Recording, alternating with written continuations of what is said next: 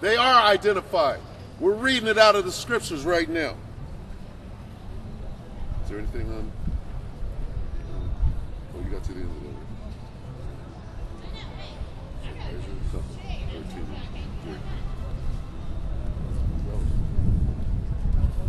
Bigger blackfish.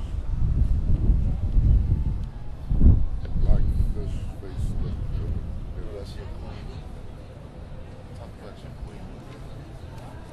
That's your weird combat wig helmet wearing queen.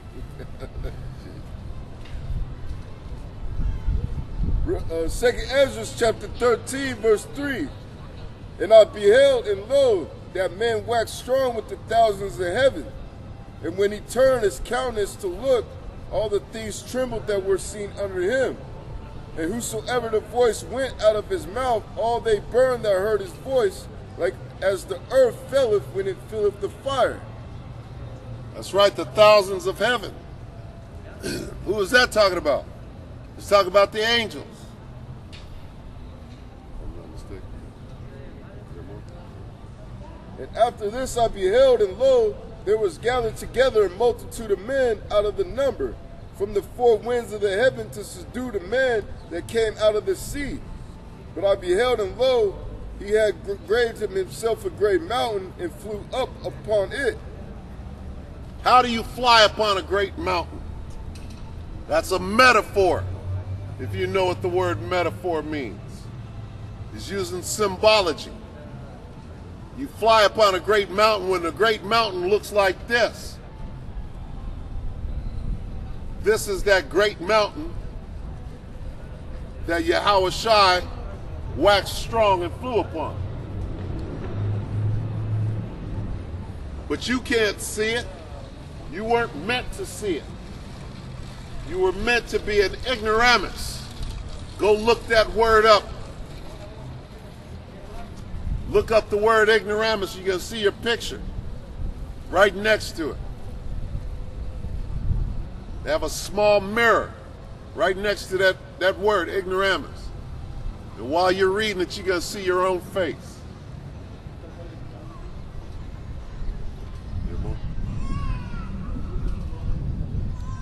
Psalms chapter 68, verse 17. The chariots of the Most High are 20,000, even thousands of angels. The Lord is among them as in Sinai in the holy place. That's right, even thousands of angels. It said the chariots of the Most High, that's the subject. Then it tells you how many. And then it tells you that they're the angels. Read that again. The chariots of the Most High are 20,000, even thousands of angels. The Lord is among them as in Sinai in the holy place. That's right. As in Sinai. What does that mean? That means that when Moses led the children of Israel out into the desert, they were following something. Can you get that? What were they following? It's in Exodus.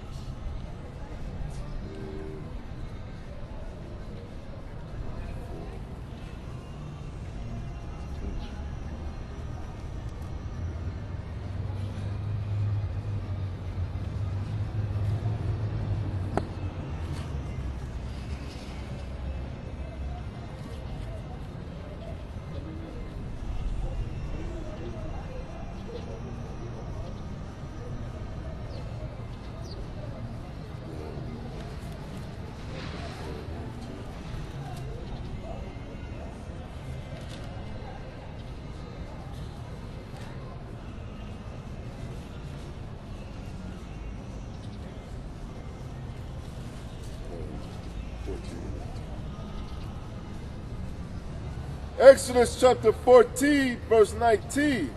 And the angel of the Most High, which went before the camp of Israel, removed and went behind them. And the pillar of the cloud went from before their face and stood before them. There's that word. angel. The angel of the Most High. What would you read before this? Psalms chapter 68, verse 17. The chariots of the Most High are 20,000, even thousands of angels. Even thousands of angels. Now read that again. Exodus chapter 14, verse 19. And the angel of the Most High. The angel, what the white man calls a UFO, this was in Sinai. This goes all the way back to the beginning. Okay? This is not a new phenomenon. This is throughout the scriptures. Read that again. Exodus. Exodus chapter 14, verse 19. Moses was following something. What was Moses following in the desert? Read. And the angel of the Most High, which went before the camp of Israel, removed and went behind them. And the pillar of the cloud went from before their face and stood before them. The pillar of the cloud. Moses and the children of Israel, when they left Egypt, they were following a pillar of cloud by day and a pillar of fire by night. What were they following? Well, we're reading it out of the scriptures right now. This is what they were following. When Jesus Christ left the earth, he was taken up. He was beamed up. What was he beamed up into? He was beamed up into one of these. So when you start seeing the sky filling up with these things, the so-called white man is going to lose his mind. Because some of them know that they're about to die in that day.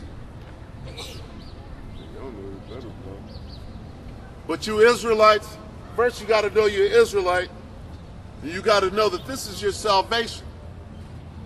Even if it means you dying and being cleansed and coming back in the kingdom. It's still a good thing. Even though you got to die, it means that this bullshit is over. You can prepare for the kingdom. Some of them don't even want this bullshit. Con, some of you don't want to leave Egypt. Even after seeing something as miraculous as this, watching it help your people. Read the rest of that story. What's going on in Exodus is it says that this craft raised up and went and stood in between the Egyptians and the Israelites and protected the nation of Israel from the onslaught of the oncoming Egyptians. Read that. Exodus chapter 14, verse 20. And it came between the camp of the Egyptians and the camp of Israel. And it was a cloud and darkness to them. But it gave light by night to these, so that the one came not near the other all the night. And Moses stretched out his hand over the sea, and the Lord caused the sea to go back by a strong east wind all that night, and made the sea dry land, and the waters were divided. And the children of Israel went into the midst of the sea upon the dry ground, and the waters were a wall unto them on their right hand and on their left. And the Egyptians pursued and went in after them into the midst of the sea, even all Pharaoh's horses, his chariots, and his horsemen. That's right. This is the story, the account of the parting of the Red Sea. All right. Now, why the hell did Cecil B. DeMille leave this out of it? Why did he not show this? Why did he put it in the form of a swirling fire? He didn't put this in there because he don't want you Israelites to know that, first of all, you're the people that walked through the Red Sea. I'm talking to you Mexicans, you American Indians. You're the children of Israel. You're God's chosen people, and you specifically, you personally were out in that desert and you went through this, the account that we're given. I'm talking to you standing right here. You came back, you're